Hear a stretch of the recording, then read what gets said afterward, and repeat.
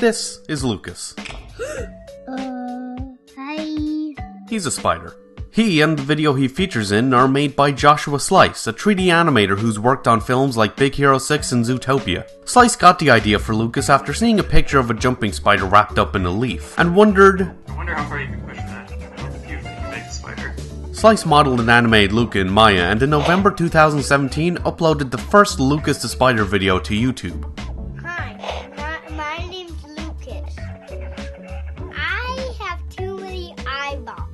It quickly became a viral sensation, and since then, not only has Slice continued making Lucas the Spider shorts, but in March 2018, the film rights were bought by Fresh TV, who hoped to create a full-length TV series based on the character. And around mid-June the same year, a highly successful merch line was launched, featuring t-shirts, sweaters, mugs, phone cases, and even a plushie that managed to sell 40,000 units in just under 10 days, with the proceeds going toward charity and a college fund for Slice's nephew, who Lucas both gets his name from and is voiced by.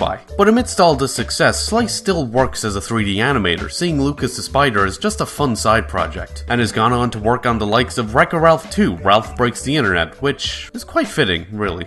It's pretty easy to see how Lucas got so popular in the first place. The quick runtime of the shorts makes it easy to watch and rewatch and share each video. The shorts themselves play around with the simplicity of the concept in clever ways. See, I can totally make a spider web. And look, I even put a bell at the bottom. So when it rings, I know I got something. And then I can have a new friend. Lucas's optimism and childlike glee is both endearing and infectious. And of course, Lucas himself is just adorable, which itself practically guarantees success on the internet. It's almost impossible to watch one of these videos and not end up with a smile on your face. Unless you have arachnophobia, but even then it might still be a challenge. They're short, sweet, and, well, just fun to watch. And part of what I find so interesting about them is that this kind of animation isn't something you see all that often on YouTube anymore. Sure, short films and student projects are still alive and well, but nowadays the idea of someone with an animation program and a fun idea managing to thrive seems like an unattainable goal. And the craziest thing is, this change has only really come in the last 5 years or so. But first, some context.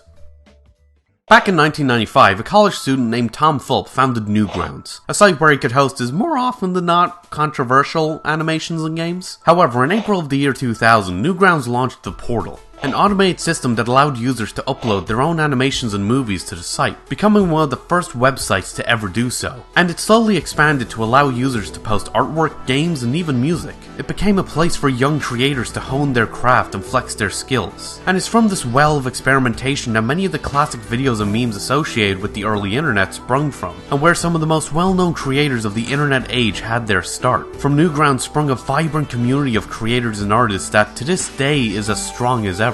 Even after YouTube was founded in 2005, it wouldn't be until late 2007, when it launched its partner program, that these creators will begin to transition over. It was one of the first times that people had been able to earn a living by making videos, and though many were still hesitant to upload to YouTube due to its lackluster video quality, their audiences grew exponentially, and soon they were able to make a healthy living doing what they loved. YouTube improved its site and systems and quickly became the platform for online creators to host their content. And for a while, it seemed like nothing could go wrong. That is, until in 2012, when YouTube made a major change to its algorithm. Clickbait had been running rampant on the site for years, from reply girls to rickrolls, as at the time, the site's algorithm was built to get people to click on as many videos as possible. To combat this, YouTube shifted its algorithm from a view-based model to a watch time-based model, meaning that videos will be promoted based on how long people spend watching them rather than just how many people clicked on them. However, this model was not based on the watch time of individual videos, but rather on the overall watch time of the channel itself. A channel that makes a 10-minute video each week that people only watch half of would get far more promotion than a channel that makes a 1-minute video each week that people watch all the way through, because the former would still get more overall watch time. YouTube systems were now built to keep people on the site for as long as possible and to promote videos and channels that did just that. This meant that channels that could produce high quantities of content on a regular basis, such as vloggers and let's players, suddenly exploded, while channels that could only make short videos once every few months or so, like animation channels, began to struggle. These problems only got worse as YouTube's CPM rate slowly declined. CPM stands for cost per mille, or cost per thousand, and represents the average amount that an advertiser pays a site, in this case YouTube,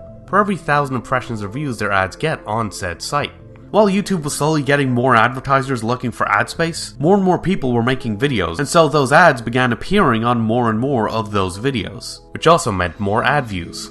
To save money, these advertisers began to pay less and less per ad. While this wasn't much of a problem for YouTube, who would still be getting the same overall earnings, individual creators were starting to earn less. That lesser pay wouldn't be as big of an issue for a channel that's able to produce vast amounts of content, but for people who can only upload once every few months, it became harder and harder to justify the cost of making those videos. This reached its peak in 2014 when various animators began expressing their concern with this problem, and the struggles that the animation community was facing as a result. You see, for an animator to meet this same success on YouTube now, the standards they'd have to meet are so unreasonable that it's honestly quite upsetting. The problem is, like I mentioned before, it's the pay-to-work ratio. To create an animation that takes 3 minutes, let alone 20 minutes, can take months of work. And just to give you an example for context, the introduction to this video, that animated sequence of the avatar jumping across and the intro happening, took me a week's full-time work. The system isn't broken, it's just not made for animators.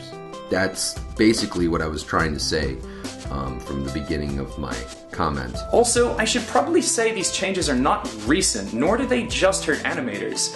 There are plenty of channels producing high-quality content with an equally long production cycle.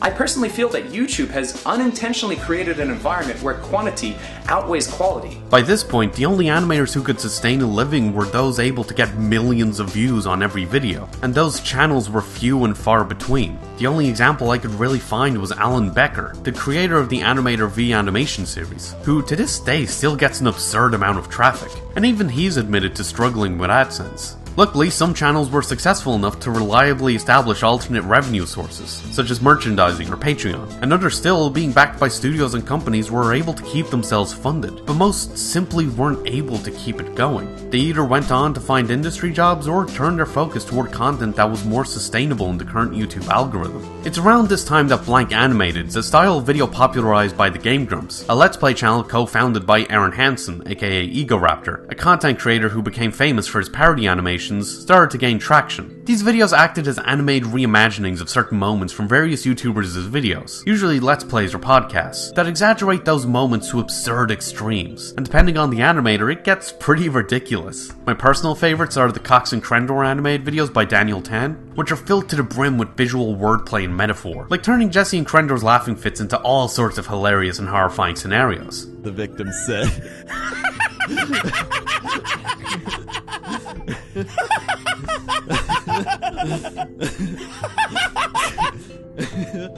Hold on! Most of these videos are usually fan animations and often help many of those animators grow an audience through the community. Kind of like how parody animations help an animator grow by bringing in fans from the piece of media being parodied. And for the YouTuber in question, it helps to strengthen their communities by immortalizing fan favorite moments for their audience.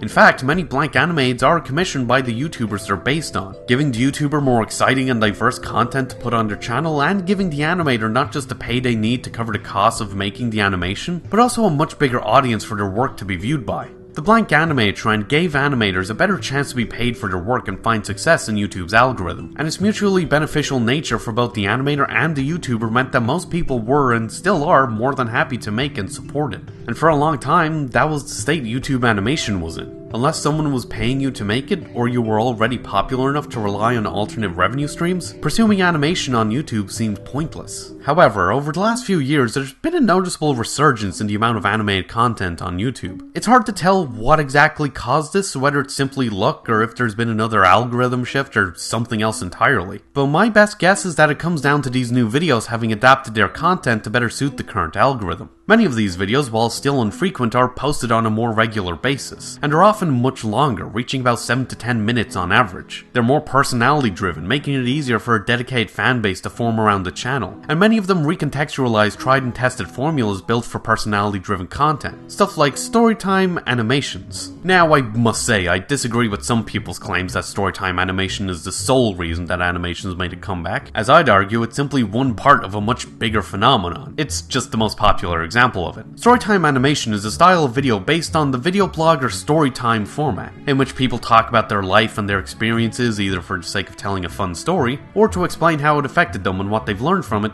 but animated. The trend originally began with Swoozie and Domix around 2011 and 2012, as they started using animations and illustrations to talk about their experiences with and thoughts on various aspects of their life, with Swoozie experimenting with the basic idea back in 2008. But it wasn't until around 2016, soon after The Odd Ones Out and Jaden Animations skyrocketed to success, that Storytime Animation became the popular trend that it is today. A combination of the aforementioned focus on these channels' personality and the simplified art style both helps audiences to better connect with these channels, but also allows the creators to make videos more frequently. There's also some exaggeration that comes with Storytime Animation, similar to blank animated videos, where the creator can draw these situations and stories in as ridiculous a fashion as they want, making even mundane stories far more entertaining to watch than they really should be. And as pointed out by Jazz It Draws, the simplified art style used by many of these channels may also be key in understanding why Storytime Animation began to take off, as that simplicity made the animation more appealing and less intimidating for inexperienced or less confident artists to try out for themselves. But ironically, that's also the biggest criticism of Storytime Animation, as those simpler designs tend to blur into each other and appear, at least at a glance, quite similar, and the stripped down animation runs the risk of making the videos look rough and unfinished, while with most of them relying purely on keyframes. Now, it should be said, less frames doesn't equal bad animation, it's all about how effectively you use those frames to communicate the movement. But even I have to admit, for some of these channels, their videos look less like Storytime Animation and more like storyboard animation. Despite these issues, many Storytime animators have found phenomenal success in playing around with a simple yet surprisingly flexible format. But as I said, Storytime Animation is just one example of a wider phenomenon. Some animators have integrated animation into their discussions of YouTube and internet-related current events, to not only stand out from a crowd, but also to make a joke or point land better with the help of that aforementioned exaggeration. Like Andre Thurby, whose videos' laid-back and lighthearted tone are a perfect match for his animation style. Your carrier is dying.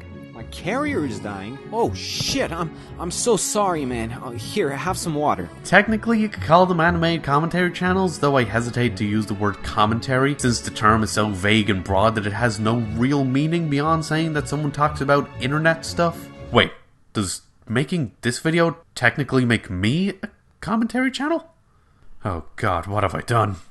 Other examples include creators integrating animation into the ever-popular media analysis/review format, whose better frequency and focus on specific pieces of media both helps these videos perform better algorithmically, but also helps build an audience by drawing in fans of the piece of media being discussed. Similar, again, to blank animateds or parody animations. Scott Falco does so in With a Side of Salt, a game review series that originally began with character breakdowns of Overwatch's many heroes. Alongside some standard voiceover footage editing, they include short pieces of original animation to illustrate Falco's points or just to make a joke. They not only improve the pacing by breaking up the monotony of the game footage, but also give the videos a stronger sense of personality by creating a distinct character for viewers to connect with. Though it's a small addition, these animations are able to add a lot. Similarly, Eddick recently started making film analysis videos hosted by a cartoon avatar of himself, and though he's only made 2 so far, they're both pretty interesting and surprisingly detailed explorations of the minor details of filmmaking you may have missed, from showing the extreme lengths Who Framed Roger Rabbit went to perfect even the inconsequential scenes of the film, to showing that the Who Shot Mr. Burns storyline from The Simpsons can in fact be solved from the evidence presented in the first episode alone. That extra touch of creativity helps these channels stand out and give animation a stronger standing within YouTube's algorithm. And hell, if you're willing to stretch your definitions a bit, there's even a few channels getting creative with who ends up presenting their videos. Yes, I know it doesn't technically count as animation, but they are basically animated characters, so just bear with me for a second. Also, just a quick note before this next section starts. I keep using the term rotoscoping when what I meant was motion capture, and I'm too lazy to re-record this section, so yeah, bear that in mind.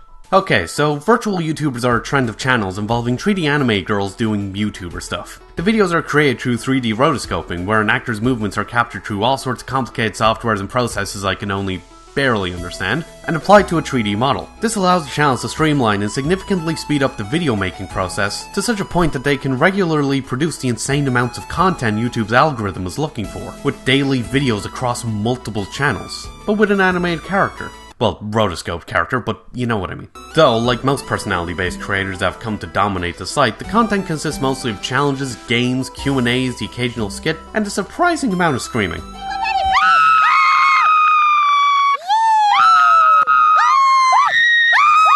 Oh god, I think my ears are bleeding. It also lets these channels get creative by building themselves around fictional characters with unique designs and personalities for the audience to get attached to and get to know, including developing some strong lore and backstories for the characters to play around with, even if it does tend to revolve around how wacky it is being an artificial intelligence. And while I'm sure there's probably a discussion to be had about the implications of an audience developing parasocial bonds with a fictional character designed to be relatable, that's for another video. Though, that said, I'm surprised there hasn't been a Storytime Animation channel to go with that fictional character approach. Seems like the perfect place to try it. But saying it out loud, I now realize the immense potential that lies in the idea, and that I should probably do it myself and reap the benefits before anyone else figures it out, so... No one do it! My idea! Original, content. Do not steal, please!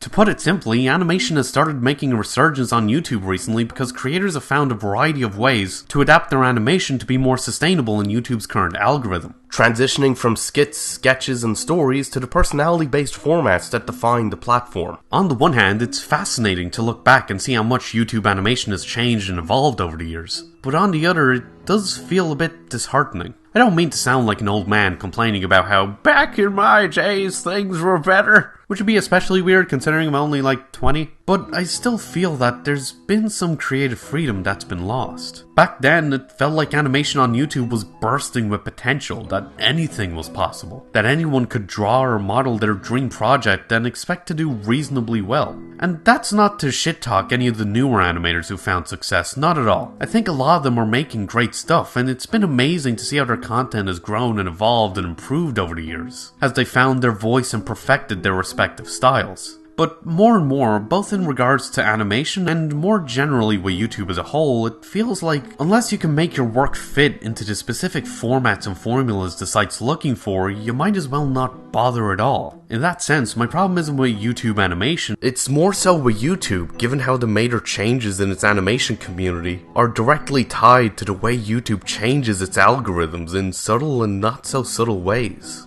And maybe it's just me. Maybe a weird combination of cynicism and nostalgia has jaded my perspective. I fully realize and admit that. But with all the shit I've seen this site put people through, and the amount of shit I've seen it let some people get away with, I find it hard to stay optimistic.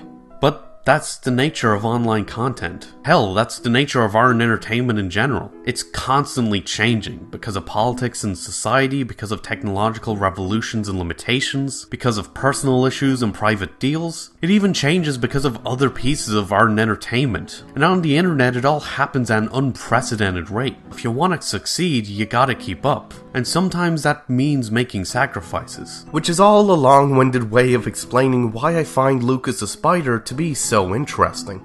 Because amidst all this algorithmic chaos, this simple little series, made as a side project by someone who just had a fun idea, has managed to thrive. And if we're lucky, maybe that's the point. Maybe it represents the start of another change in the system. Hey, my heart! And yeah, those are my thoughts. So this video was originally just supposed to be a short little essay about why I liked Lucas the Spider, and yeah, it's not that anymore. As I said, I noticed a lot of people attributing the return of YouTube animation purely to Storytime Animation, and it just felt like it was ignoring the bigger phenomenon going on. Again, I've got nothing against Storytime animators, I really like a lot of them, but still. Also, I had a lot of fun with the avatar design, and I really liked the aesthetic, even if the animation was tedious as fuck to get done. So let me know what you think of it, and maybe I'll make it a regular thing, if I can actually bother myself. Also, I apologize if there seems like an inconsistency in how I sound. I'm having to record some of these lines after, and I'm kind of dealing with a chest cold right now, so... Anyway, let me know what you think. If you agree, disagree, why you think of animation's resurgence on YouTube, who your favorite animation channel or animator is, etc. And thanks for watching. If you enjoyed this and want to see more, then check out my last video where I break down the tragic story arc of Dr. Otto Octavius from Marvel's Spider-Man and what can be learned from it. Or check out my video on stop motion animation and the odd quality that makes it so creepy and yet so amazing. And don't forget to like, comment, share, and of course, subscribe to come fly with me. You can also follow me on Twitter for more updates about this channel and other stuff, and hopefully, I'll see you later.